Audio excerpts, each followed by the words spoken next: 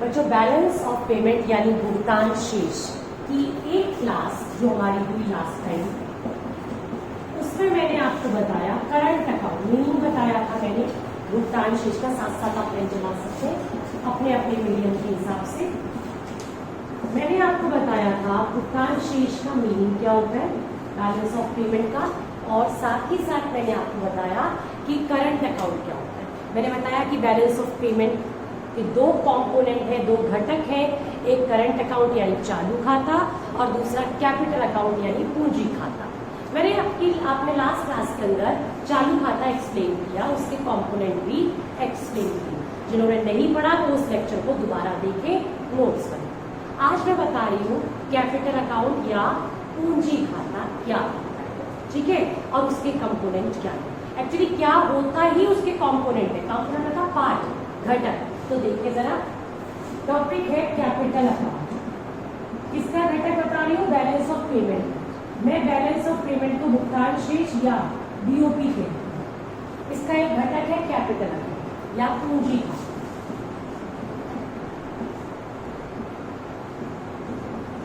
और बात अगर मैं पूंजी खाता की करूं तो इसमें दो चीजें आती हैं, मेन दो चीजें। एक, मेरी कंट्री ने रेस्ट ऑफ द वर्ल्ड को, देखिए मैंने वर्ड क्या यूज किया, rest of the world, Hindi में बोले तो शेष विश्व। मेरी कंट्री ने शेष विश्व को कोई लोन दिया या कोई लोन लिया, वो यहाँ आता है पहला पार्ट। लोन या ऋण, लिया या दिया, दोनों आते हैं। ये मेरी इंडिया है, मेरी कंट्री, और ये है रेस्ट ऑफ द वर्ल्ड, शेष विश्व। ठीक, अगर लोन दूंगी तो भी किस अकाउंट में नोट करूंगी, बोलो, अपने अपने वीडियो में बोलो, ठीक। और अगर लोन लूंगी तो भी, मान लीजिए इंडिया ने बांग्लादेश को लोन प्रोवाइड किया, सपोज 2 करोड़ का लोन प्रोवाइड किया इंडिया ने बांग्लादेश को, तो कौन से अकाउंट में आएगा, बीओपी के, बीओपी के कौन से अकाउंट में। मान लीजिए इंडिया ने कनाडा से 100 करोड़ का लोन लिया, कौन से अकाउंट में आएगा, बीओपी के, चाहे लोन दो चाहे लो। मान लीजिए इंडिया ने वर्ल्ड बैंक से 100 करोड़ का लोन लिया, बीओपी के कौन से अकाउंट में, समझ आ रही है। मान लीजिए आप इंडिया में रहते हैं, आपने किसी फॉरेन कंट्री के किसी पर्सन से, आपने, हमारी सरकार ने नहीं, आप लोगों ने फॉरेन कंट्री के किसी पर्सन से 50 लाख का लोन ले लिया, आपका बिजनेस, आपने लोन ले लिया, कौन से अकाउंट में है, बीओपी के। सरकार लोन ले या दे कौन से अकाउंट में, बीओपी के। हम लोग आम आदमी रेजिडेंट्स लोन दे या ले, बीओपी के। समझ आया, ये ध्यान रखिएगा। दूसरी चीज इसमें होती है इन्वेस्टमेंट या निवेश।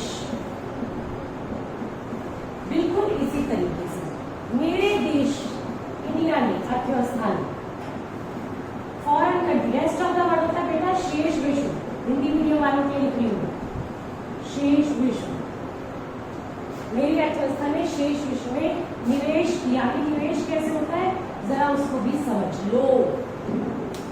आप भारत के रेजिडेंट हैं, हमारी अर्थव्यवस्था के रेजिडेंट हैं, आपने सपोज अमेरिका की कंपनी है पेप्सी, उस कंपनी के शेयर खरीदे, मान लीजिए आपने उस कंपनी के 5 लाख रुपए के शेयर खरीदे, तो आपने पेप्सी कंपनी में इन्वेस्टमेंट की, निवेश किया, उसकी हिस्सेदारी ली, हमने शेष विश्व में निवेश किया।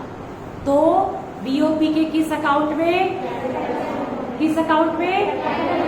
अब मान लीजिए एक अमेरिकन ने इंडिया की एक कंपनी है रिलायंस, है ना, इसके शेयर खरीद लिए सपोज 25 लाख रुपए के, यानी रिलायंस के अंदर निवेश किया, इन्वेस्ट किया, किसने किया,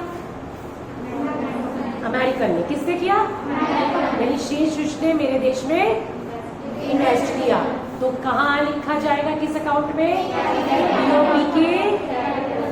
चाहे निवेश मैंने किया यानी कि हमारे देश ने बाहर किया, या बाहर शेष विश्व ने हमारे देश में किया। एक और एग्जाम्पल, मान लीजिए आपने अमेरिका का व्हाइट हाउस खरीद लिया, जानते हैं वहां व्हाइट हाउस क्या है? प्रेसिडेंट हाउस, वो खरीद लिया, है तो निवेश ही, इन्वेस्टमेंट ही है।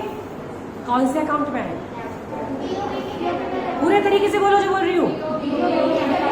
बीओपी के। और मान लीजिए अमेरिका के किसी पर्सन ने इंडिया का ताजमहल खरीद लिया, कौन से अकाउंट में आएगा? बिल्कुल नहीं, हम बेचने ही नहीं देंगे। कैसे लिख दोगे तुम कैपिटल अकाउंट में? बेच सकते हो तुम अपने ताजमहल को? नहीं, ठीक है। मतलब मेरा कहने का मतलब सिर्फ है, हम प्रॉपर्टी खरीदे, हम शेयर खरीदे, हम कहीं पर भी इन्वेस्ट करें फॉरेन कंट्री में, या फॉरेनर्स हमारी कंट्री में निवेश करें, इन्वेस्ट करें, वो बीओपी के कैपिटल अकाउंट में रिकॉर्ड किया जाता है, लिखा जाता है। ठीक, ये दो चीजें इसके अंदर आती हैं। ये कौन सा कंपोनेंट है बीओपी का? कैपिटल अकाउंट यानी पूंजी खाता। जब मैं पूंजी खाता या कैपिटल अकाउंट की बात करती हूँ तो इसमें आपको एक बात ध्यान रखनी है कि पूंजी खाते में परिवर्तन होने से, यानी कि कैपिटल अकाउंट में इंक्रीज डिक्रीज होने से, या तो मेरे देश के, मेरी अर्थव्यवस्था के असेट इंक्रीज या डिक्रीज होते हैं। असेट मतलब परिसंपत्तियां,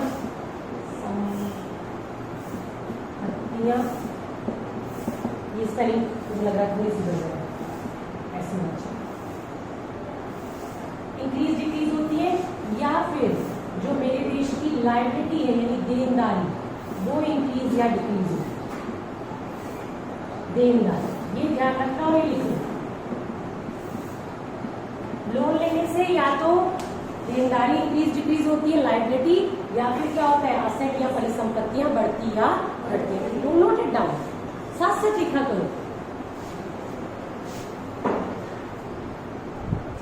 अब बात करते हैं बैलेंस ऑफ पेमेंट के स्ट्रक्चर, कैसा ढांचा है।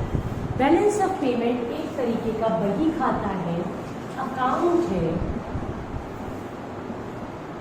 ये जो बही खाता या अकाउंट है आपका, इसके दो साइड हैं, एक लेफ्ट और दूसरा राइट। लेफ्ट साइड को डेबिट साइड कहते हैं, डी आर डॉट, डॉक्टर नहीं है ये, डेबिट है, डेबिट साइड।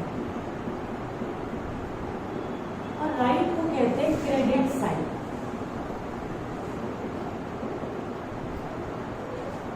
जो आपका लेफ्ट साइड है, इसमें सभी तरीके की पेमेंट्स, और जो राइट साइड है, इसमें सभी तरीके की रिसीट्स, यानी आपके देश में अगर कुछ आएगा तो कौन सी साइड पर? पैसा आएगा तो शेष विश्व से, रेस्ट ऑफ द वर्ल्ड से, तो कौन सी साइड? क्रेडिट। और अगर जाएगा रेस्ट ऑफ द वर्ल्ड के पास तो कौन सी साइड? Credit side. अब इसके दो कंपोनेंट हैं, करंट अकाउंट और दूसरा कैपिटल अकाउंट। हिंदी में भी डेबिट क्रेडिट वर्ड यूज करना होता है, अलग से कोई वर्ड नहीं है हिंदी के लिए। अब दो अकाउंट है, एक करंट और दूसरा कैपिटल। देखना, पहले लिखते हैं करंट अकाउंट, दोनों चालू था इसी में,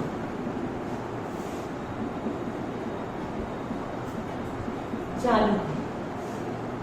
देखिए जरा, पैसा आया तो कौन सी साइड?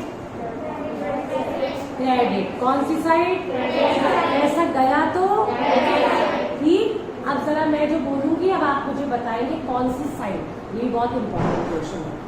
मेरे कंट्री ने रेस्ट ऑफ द वर्ल्ड को, रेस्ट ऑफ द वर्ल्ड समझ आ रहा है ना, शेष विश्व, किसी दूसरी कंट्री को, मेरी कंट्री ने रेस्ट ऑफ द वर्ल्ड को गुड्स एक्सपोर्ट की, निर्यात की। पैसा आया या गया? आया। गुड्स बेची तो पैसा आया। कौन सी साइड? क्रेडिट साइड, यानी कि एक्सपोर्ट ऑफ गुड्स। हिंदी में बोले तो निर्यात। किसका? वस्तु। ठीक। मेरी कंट्री ने रेस्ट ऑफ द वर्ल्ड से गुड्स खरीदी, इंपोर्ट की, आयात किया। पैसा आया कि गया? कौन सी साइड?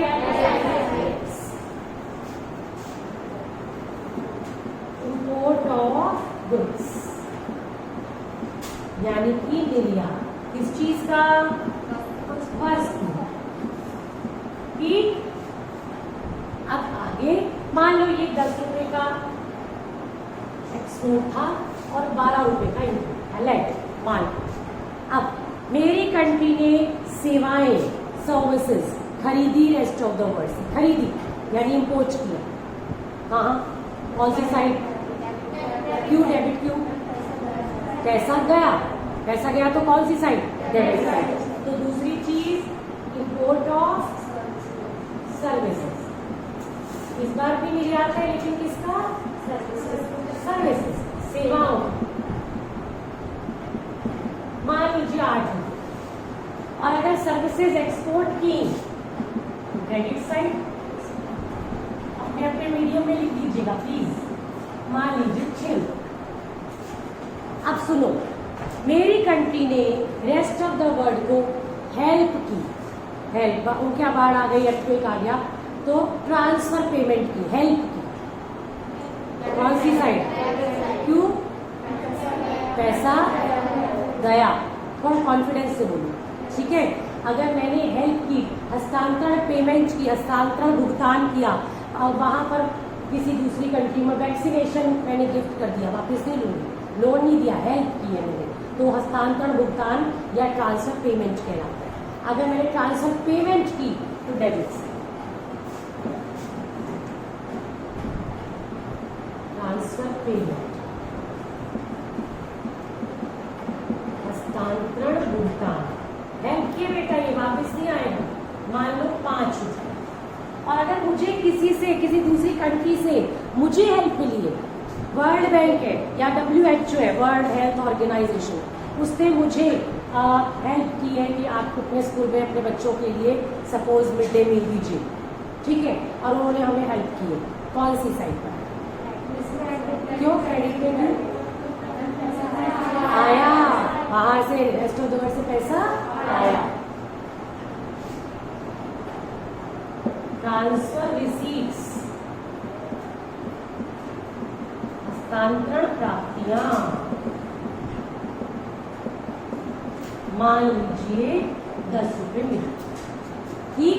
पता है इन तीनों को ऐड करते हैं तो करंट अकाउंट का बैलेंस आता है। क्या आता है? चालू खाता। अब जरा देखिए, आपको टोटल करके देखो जरा, क्रेडिट में 26 रुपए है और डेबिट में है 25 रुपए, कौन सा ज्यादा है? यानी मिले कितने? 26। बोलो भाई, सो क्यों रहे हो? मिले कितने और दिए कितने? तो ज्यादा मिले, ज्यादा, तो ये फेवरेबल है। करंट अकाउंट क्या है? पॉजिटिव, फेवरेबल, धनात्मक, ठीक है, अच्छी बात है ना? नेगेटिव भी हो सकता था, जैसे हमारे देश का नेगेटिव ही रहता है, ऋणात्मक ही रहता है, लेकिन इस क्वेश्चन में क्या हो गया? वो पॉजिटिव, ठीक है ना, कि करंट अकाउंट में 1 रुपया हमारे पास बचा। इसी के नीचे शुरू होता है कैपिटल अकाउंट, पूंजी,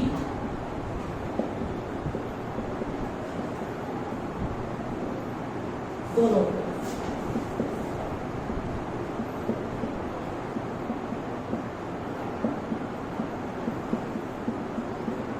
ठीक, देखो अब इसमें मैंने 2 ही चीजें बताई थी, लोन और इन्वेस्टमेंट, बस 2 ही।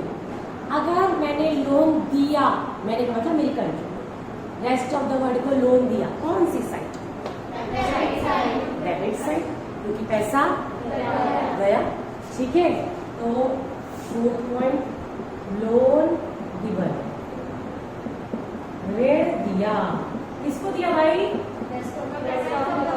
तेज बोलो। यस, मान लीजिए 15, और लोन लिया तो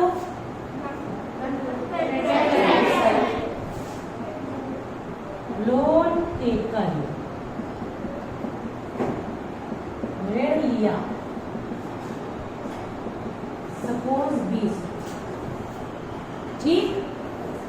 मैंने अगर रेस्ट ऑफ द वर्ल्ड में इन्वेस्टमेंट की, मैंने वहां उनके शेयर्स खरीद लिए उनकी कंपनी के, मैंने वहां प्रॉपर्टी खरीद ली, अगर मैंने इन्वेस्टमेंट की, कौन सी? सोच के बोलो कौन सी? डेबिट क्यों बोल रहे हो? क्योंकि पैसा गया, इन्वेस्टमेंट करोगे तो पैसा जाएगा, इन्वेस्टमेंट करोगे तो पैसा जाएगा, इन्वेस्ट इन्वेस्टमेंट यानी निवेश in rest of the world, शेष विश्व में निवेश।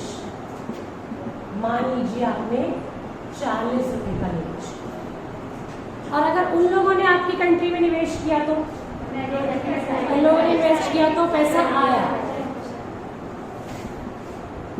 इन्वेस्टमेंट फ्रॉम, देखो, from rest of the world, शेष विश्व द्वारा निवेश, द्वारा निवेश मान लीजिए 30। अब अगर आप कैपिटल अकाउंट का बैलेंस देखोगे तो देखना आया कितना 50 और गया कितना 55। तो नेट आया या नेट गया? नेट गया, कितना गया 25, हाँ 5, ये ऋणात्मक है, नेगेटिव, ये आपके फेवर में नहीं है, अनफेवरेबल, ये बुरी बात होगी, गड़बड़ होगी। तो करंट अकाउंट देखो फेवरेबल था, जब हमने करंट अकाउंट को चेक किया तो इससे मुझे दिखाई दे रहा था कि 1 रुपया बच रहा है। 1 रुपया कौन सी साइड पर बच रहा है? क्रेडिट साइड, बचत हो रही है। लेकिन जब मैंने कैपिटल अकाउंट को चेक किया तो यहाँ पे गड़बड़ होगी। यहाँ पे तो 5 रुपया क्या हो रहा है? डेबिट, नेट क्या हो रहा है? डेबिट।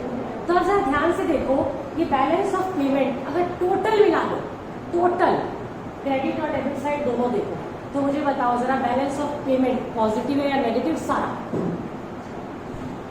आया कितना? 12 और 8 20 और 5 25, 25 और 15 40 और 40 80, 80 आया, सॉरी 80 गया, 80 गया, आया कितना? 10 और 6 16 और 10 26, 26 और 50 76, गया कितना? आया कितना? पॉजिटिव या नेगेटिव? अच्छा के बुरा? देना कितना है? 80, आया कितना? 4 रुपए का गड़बड़ हो रही है, 4 रुपए एक्स्ट्रा देने आपको। अब इस 4 रुपए के लिए एडजस्टमेंट करनी पड़ेगी, पूरी एडजस्टमेंट इस 4 के लिए होनी चाहिए, ठीक है। लेकिन आपको एक खास चीज बता दूं, सुनिएगा ध्यान से, ये जो आप देख रहे हैं ये बैलेंस ऑफ पेमेंट का स्ट्रक्चर है, ढांचा है, और इसमें जितने भी मैंने आपके पॉइंट्स लिखे हैं, जितने भी पॉइंट्स लिखे हैं, ये सारे के सारे होते हैं, ध्यान से सुनना जो बोले जाएंगे, ऑटोनॉमस आइटम्स। बोलो,